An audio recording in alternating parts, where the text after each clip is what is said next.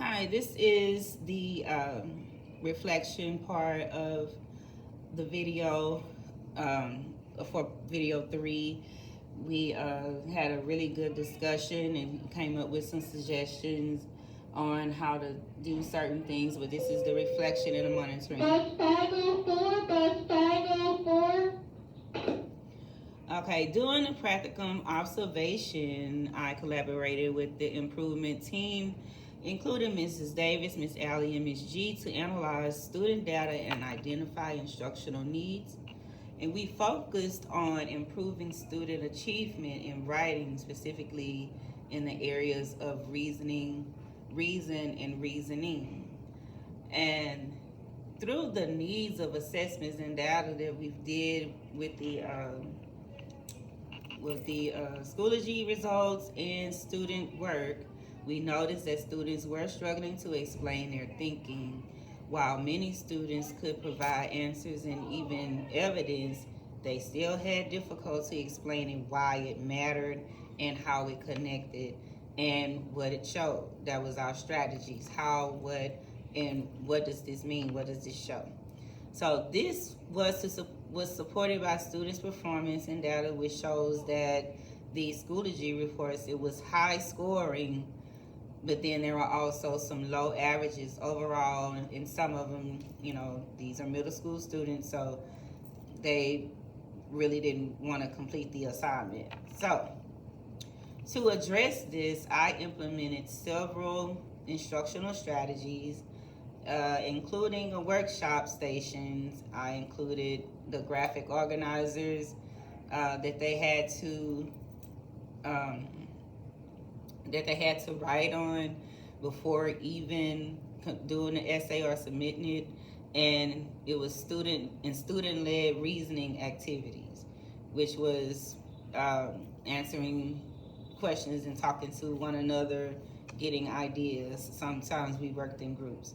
So these activities were focused on helping students answer the questions, the why, the how, and what does this show.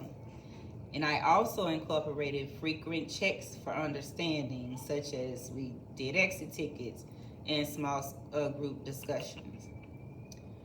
Also, as a result, I observed that students began to improve on their ability in explaining their thinking. I did take, we talked about. Bus 510, bus 510.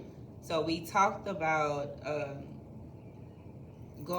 we went over some of the student work that was there, and I used the students' essays from a previous essay that they've written, and then compared it to the last essay that was written, and we noticed that it was a little bit of improvement, that they're understanding that they shouldn't stop at just answering the question. They should give a reason why they chose this particular answer. What was it important? How did it in answering the what, the how. So it was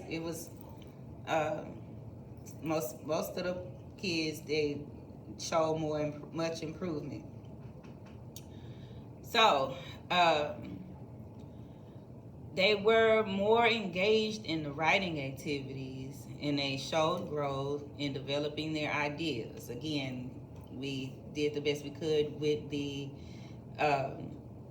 exit tickets and showing results, but students lag, and that's just what it is. That's what they do. But they did complete their essays, and it showed that there was in the intent to show that their thought process, it was very clear. it was shown that they were grasping what we were saying, what was taught to them. And we did the first one. We did a I do, we do, you do for additional assignments, and then we did it for the actual essay as well. And shifting in the instructions, as I said, I do, you do, we do. So I did it with them, and then it turned into student led, and it helped them think on their own and started taking ownership of their learning. And they also got excited about it, that they were actually understanding and seeing the difference. So moving forward, I plan to continue monitoring by tracking students' completion rate. That's very important, in analyzing writing samples. That's something that we to look at. And we also adjust instruction by providing a targeted support for struggling students and extending learning opportunities for them who already mastered the skill. So overall, this experience really did help me understand the importance of using data to drive instruction and not just to focus on answers. I need them to understand that it is important to explain their reasoning. But the students' reasonings and explanations, and I think they really did a better job.